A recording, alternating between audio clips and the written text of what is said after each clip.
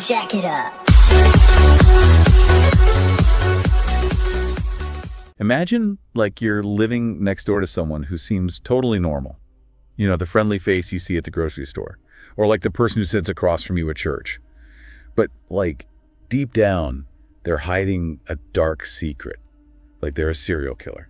It's a terrifying thought, right? It is. Yeah. And that's the unsettling reality that we're diving into today on Sassy Scoop TV. That's right. I'm Alex, and this is Casey. Hey, everyone. And welcome to episode 1 of our deep dive into the world of serial killers. It's a topic that both fascinates and terrifies people, and we're going to break it all down for you. We'll uncover what makes a serial killer, you know, how they differ from other types of murderers, and we'll even delve into some of the common traits and behaviors that might surprise you. Let's start with like the basics. What exactly defines a serial killer? Well, the FBI defines serial murder as the unlawful killing of 2 or more victims by the same offender in separate events. And this distinction, the separate events, is really crucial because it sets serial killers apart from mass murderers and spree killers. So it's not just about like the number of victims, but also about like the pattern of the killings. Exactly. You know, take Jack the Ripper, for example. He's become almost like a legendary figure, you know? But his case really perfectly illustrates what makes a serial killer: distinct murders spread out over time. And that idea that they're all like white males lurking in the shadows, that's just a Hollywood myth, right? Absolutely. Serial killers are as diverse as the population itself. They can be of any race, any gender, or any socioeconomic background. Look at cases like Charles and Derek, Todd Lee, Coral Eugene Watts, and Rafael Resendez Ramirez. Their backgrounds and motives were so vastly different, you know, which really just reflects the complexity of this phenomenon. Okay, so we've got this like separation of events. How does that play into like the differences between serial killers, mass murderers, and spree killers? Okay, let's break it down. Mass murder is the horrific act of killing 4 or more victims in a single event, with no cooling off period. The tragic shooting at Luby's Cafeteria by George Hennard is a really chilling example of this. Multiple lives taken in one terrifying outburst. It's hard to even fathom. And then you have spree killings where 3 or more murders occur in multiple locations. But again, there's no cooling off period. Think of like the chaos inflicted by Christopher Dorner or the Beltway snipers. Their rampages were compressed and intense, lasting for a shorter but very terrifying period. And serial killings differ because of that pause, that like cooling off time between murders. Exactly. Serial killers like Ted Bundy or Gary Ridgway, you know, the Green River Killer, they operated over much longer periods. There's that separation in time and often location as well. These individuals really carefully plan and execute their crimes, often blending into society and maintaining what seems like a normal life. Which brings to mind like the image of the serial killer as like a mastermind criminal, you know, as portrayed in so many movies and TV shows. Is that accurate? Well, that's another misconception we need to unpack. While some serial killers might possess like above average intelligence, there's no single profile that fits them all. Their intellectual capabilities and their motivations vary wildly.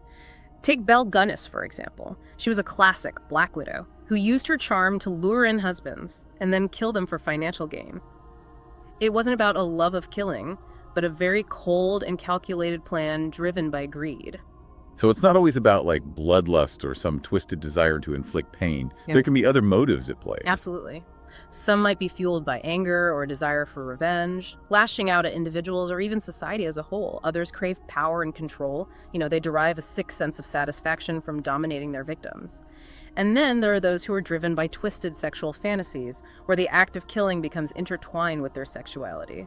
It's disturbing, but it makes you realize that these aren't just monsters in the shadows. Yeah. They can be people we interact with daily, hiding their true nature. That's exactly right. And that's what makes this subject so unsettling, but also so crucial to understand.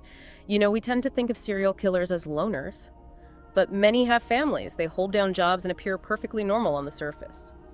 Robert Yates had a wife and 5 children. Gary Ridgway was married 3 times and active in his church. And Dennis Rader, the BTK killer, was a family man and a church leader. It's hard to believe someone leading such a seemingly normal life could harbor such darkness. It really shatters that myth of the like isolated antisocial serial killer. Speaking of Dennis Rader, wasn't he known for taking long breaks between his killings? Doesn't that contradict the idea that serial killers can't stop?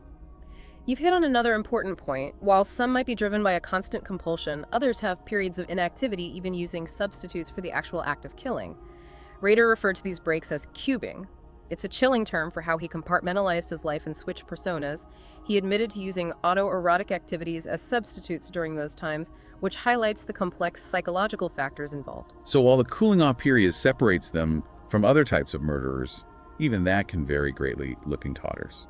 They're not all following some, rigid timetable for their crimes. Exactly. Each case is unique, driven by this complex interplay of personality, motive, and opportunity.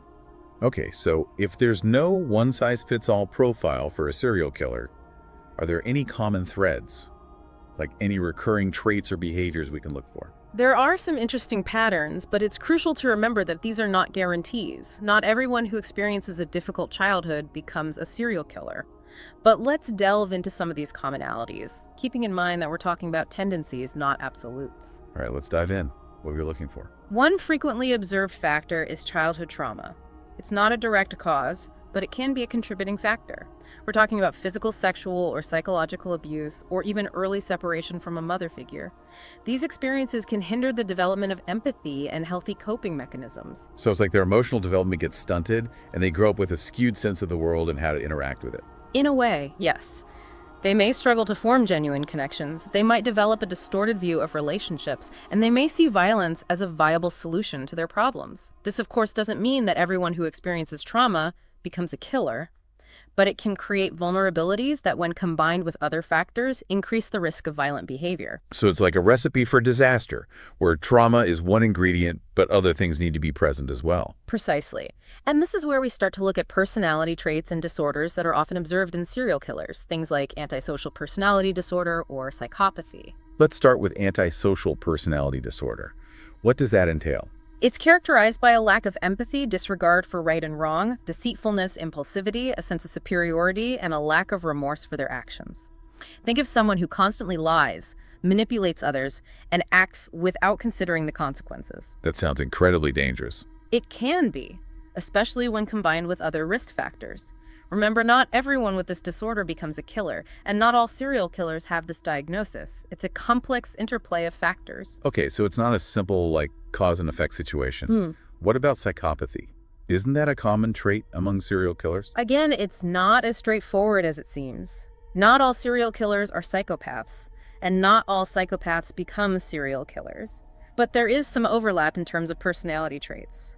Psychopathy is marked by a profound lack of empathy, remorse, and guilt.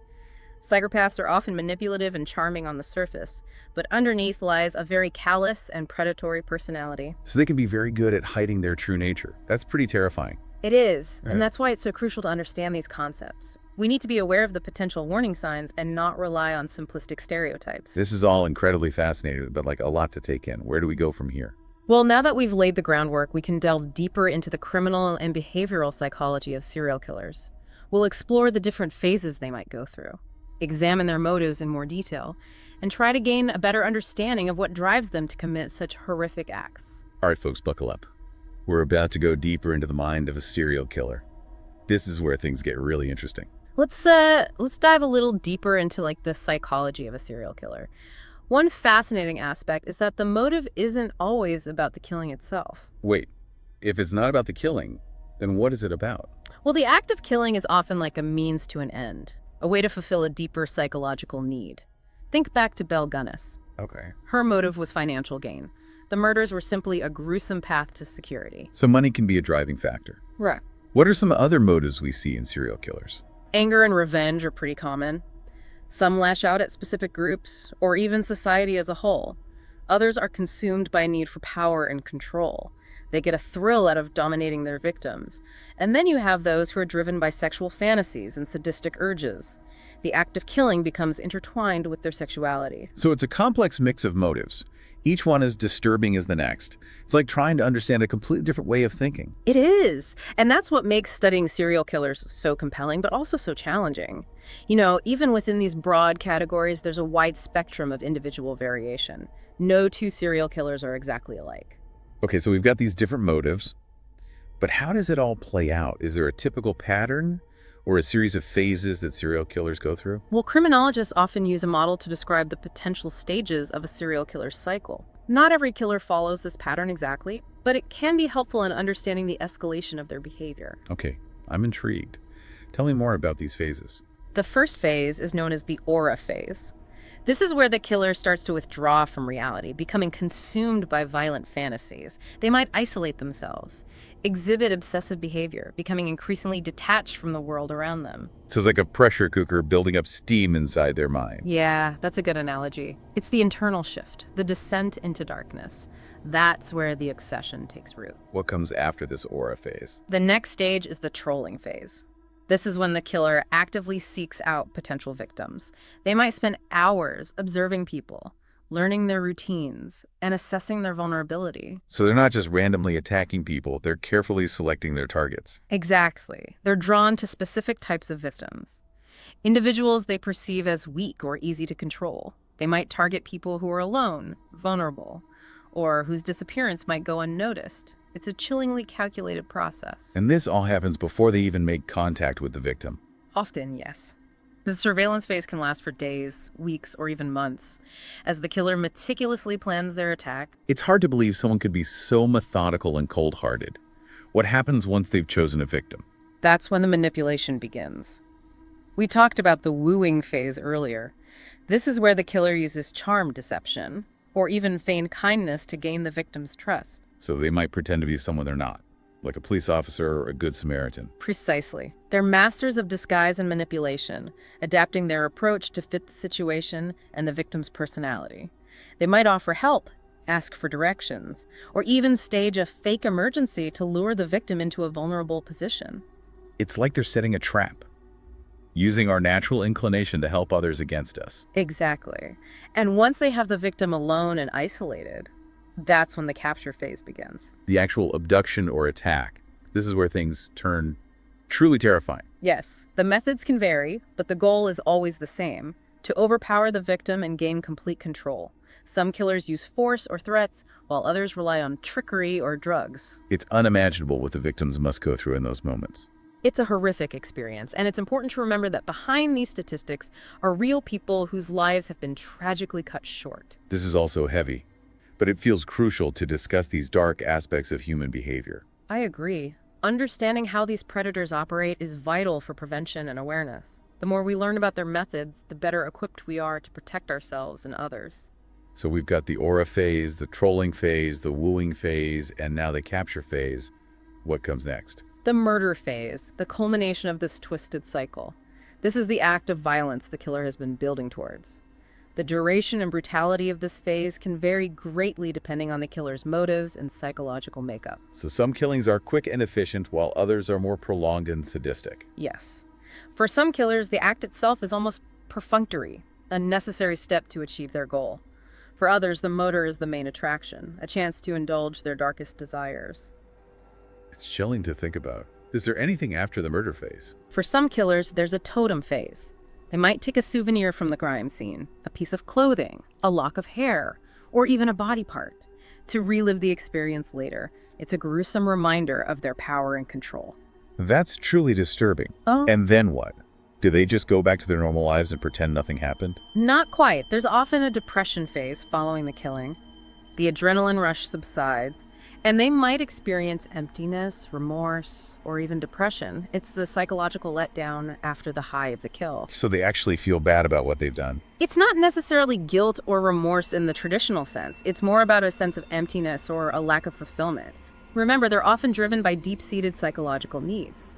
And the act of killing, while momentarily satisfying, doesn't truly address those underlying issues. So what happens then? Do they just try to forget and move on? For some, that might be possible, but for others, the depression phase is just a temporary lull before the cycle starts all over again. The aura returns, the obsession reemerges, and they begin the hunt for their next victim. This is all so disturbingly fascinating. If someone exhibits some of these traits or behaviors, can we do anything to prevent them from becoming a serial killer? That's a difficult question. It's important to remember that these are just potential risk factors, not guarantees. But if you see someone exhibiting a cluster of these warning signs, seeking professional help is crucial. What kind of help? Therapy counseling and potentially psychiatric evaluation. The earlier the intervention, the better. It's about addressing the underlying issues. helping them develop healthy coping mechanisms and breaking the cycle of violence before it escalates. So early recognition and intervention are key. Exactly. And that's why education and awareness are so important. The more we understand about the psychology of serial killers, the better equipped we are to identify potential warning signs and intervene before it's too late. We've covered a lot of ground here. We've talked about motives, phases, warning signs, and even some potential interventions. Is there anything else we need to know about the psychology of these individuals? There's one more thing that's worth mentioning, although it's more anecdotal than scientifically proven. It's the phenomenon of eyes changing. Eyes changing. What does that mean? It's a chilling observation reported by some people who have encountered serial killers. They describe a sudden and dramatic shift in the killer's eyes, a hardening, a coldness, a look of pure evil that seems to emerge right before the attack. Are you serious? Like their eyes actually change color? Not necessarily color, but there's a distinct change in their expression, a look of predatory intent that's been described as almost inhuman. That's terrifying. Is there any scientific basis for this, or is it just an urban legend? It's hard to say for sure. It's difficult to study something so subjective and fleeting, but there's growing research on microexpressions, tiny involuntary facial movements that can reveal hidden emotions. Some experts believe the eyes-changing phenomenon might be a manifestation of this. So it's like their true nature is momentarily revealed in their eyes, a glimpse behind the mask. That's the idea. It's as if their carefully constructed facade cracks for just a second, and we see the monster lurking beneath. Wow, that's seriously spooky stuff. It makes you wonder if we've ever encountered someone like that without even realizing it. It's a chilling thought, but it's important to remember that serial killers are extremely rare. Still, it's always wise to be aware of your surroundings and trust your instincts. This has been a wild ride so far. I'm guessing there's still more to uncover. We've only just scratched the surface. Next, we'll delve into the specific techniques and behaviors serial killers use to select, stalk, and capture their victims. Okay, folks, hold on tight. We're about to go even deeper into the unsettling world of serial killers. You're watching Sassy Scoop TV. If you're enjoying this podcast, don't forget to check out more of our videos for exciting content. And if you like this one, hit the like button, subscribe to our channel, and drop a comment below. We would love to hear from you. All right, so we're back. And before the break, we were talking about, that chilling phenomenon of eyes changing, that glimpse into the darkness behind the mask. But let's shift gears a bit and talk about the calculated ways these predators actually, choose their victims. It can't all be random, can it? You're right. It's very rarely random. While some killings might appear that way, serial killers often have a very specific victim type that they're drawn to, a profile that really fuels their fantasies and compulsions. So are they looking for, particular physical characteristics, like a certain age or appearance? It can be part of it, but it goes beyond simple physical traits. Remember, we're dealing with a very complex psychological profile. Some killers seek out vulnerability. They target those they perceive as weak, easily manipulated, or unlikely to fight back. So someone like walking alone at night, or someone who appears timid or unsure of themselves? Exactly. They're looking for easy prey. Individuals who might not draw attention or whose absence might go unnoticed. Others might be drawn to specific occupations or lifestyles. Prostitutes, runaways, students living alone for the first time. It's a chillingly calculated process. So it's not just about opportunity, it's about finding a victim that fits a specific profile in their twisted minds. Precisely. And this is where that stalking phase we discussed earlier comes into play. Once they've identified a potential victim, many serial killers engage in extensive surveillance. They meticulously learn their routines, habits, and weaknesses. It's like they're gathering intel, building a profile, like something out of a spy movie. You could say that. They're obsessive about details, learning everything they can about their target's movements, social connections, and vulnerabilities. This might involve following them, watching their home, even going through their trash.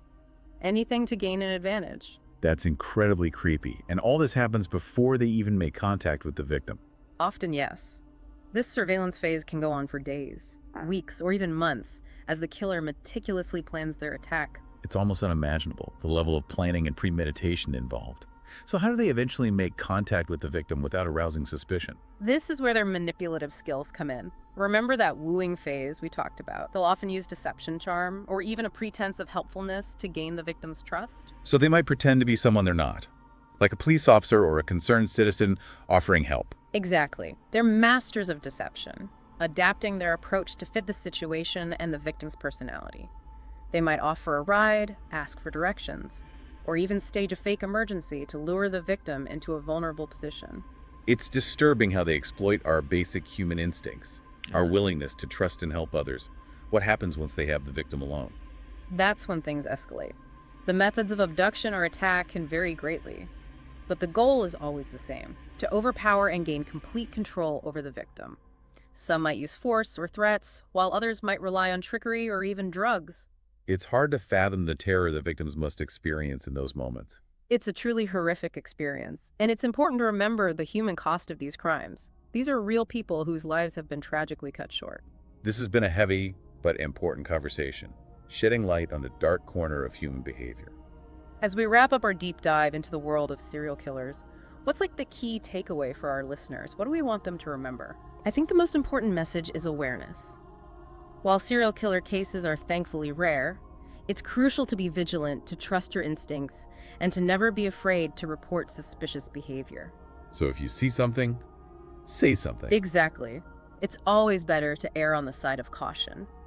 And remember, although serial killers often appear normal and blend seamlessly into society, there are potential warning signs. Being aware of these red flags can truly make a difference. This has been a fascinating, albeit disturbing journey into the minds of serial killers. We've explored their motives, their methods, their psychology, and even touched upon some chilling anecdotes like the eyes-changing phenomenon. We hope you found this exploration informative and thought-provoking. Yeah, and please share your thoughts and comments below. What aspects of serial killers fascinate or disturb you the most? We'd love to hear your perspectives. And don't forget to like and subscribe to Sassy Scoop TV for more deep dives into the intricacies of human behavior. Until next time, stay safe out there.